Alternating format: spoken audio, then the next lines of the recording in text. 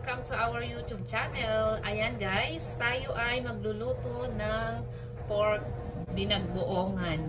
Ayan, buto-buto ang aking gamit guys, na may laman-laman konti.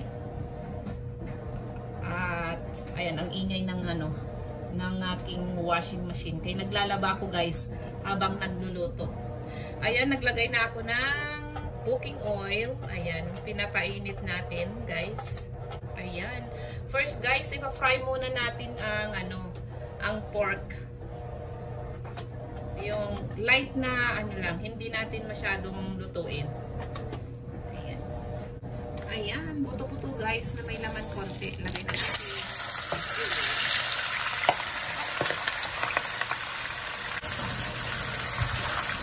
Ito medyo lutuin lang natin guys ng konti. Pag naluto na, pag na-fry na natin siya, i-set aside naman natin, isunod natin i-fry naman natin yung eggplant.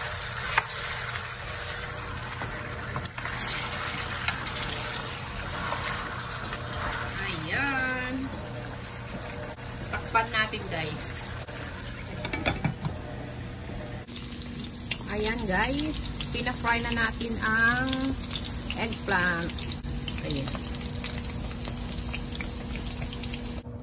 Ayan guys, ito na ang kanyang itsura. Ganito na siya guys, nagmantika na siya guys. Ayan, pwede na to, set aside natin guys. Wala akong nilagay dito guys. Naglagay pala ako ng ng ground black pepper para mabango siya. Ayan, set aside natin. Ayan, ito na guys. Set aside muna natin. Then, bawasan natin yung oil kasi masyadong madami. Ayan, mag-start na tayo mag-saute ng onion and garlic. Uy, dito pala mainit. Ayan. Onion, garlic. Ayan, i-fry natin ito ng, saute natin ito ng saglit guys.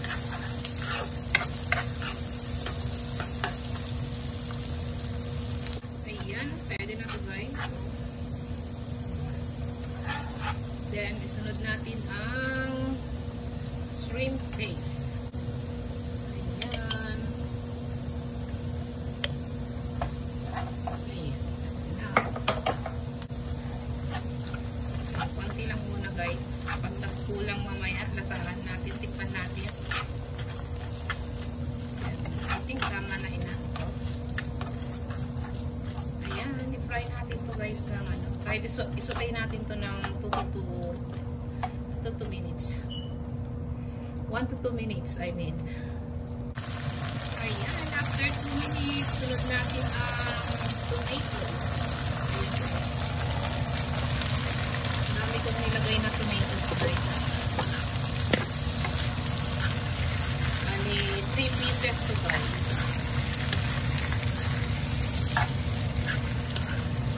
Ayan, lutuin muna natin ng bahagya ang kamatis. Ayan, ilagay na natin ang etong pork guys.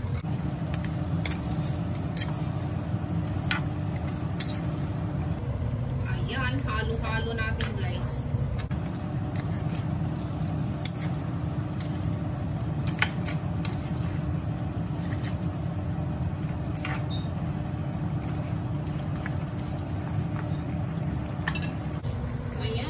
Natin mga 3 to 5 minutes guys. Ayan guys, ready na.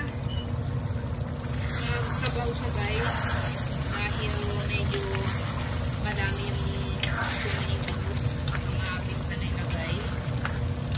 Ayan, tamang-tama kasi mahilig ang aking mga kids ng sabaw.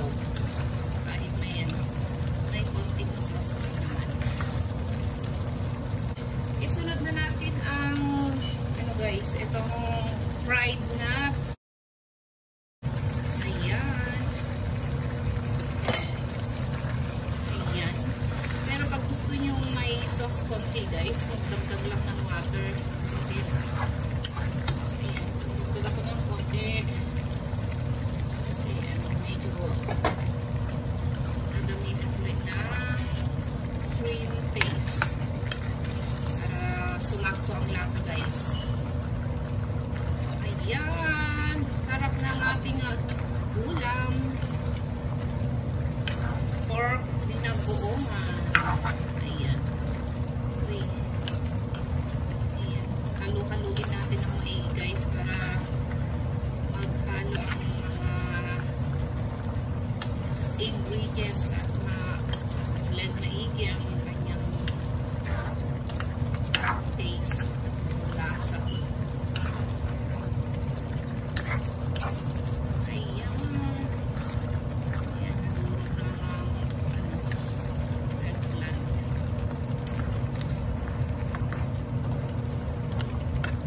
Ayan, i-simmer lang natin ng saglit guys. Ayan, i-simmer lang natin guys ng 1 to 2 minutes.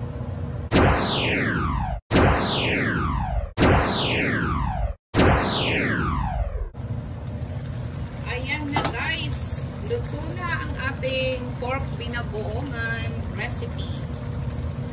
Thank you guys for watching. Have a great day everyone. Please guys, don't forget to like and subscribe to our YouTube channel. Bye!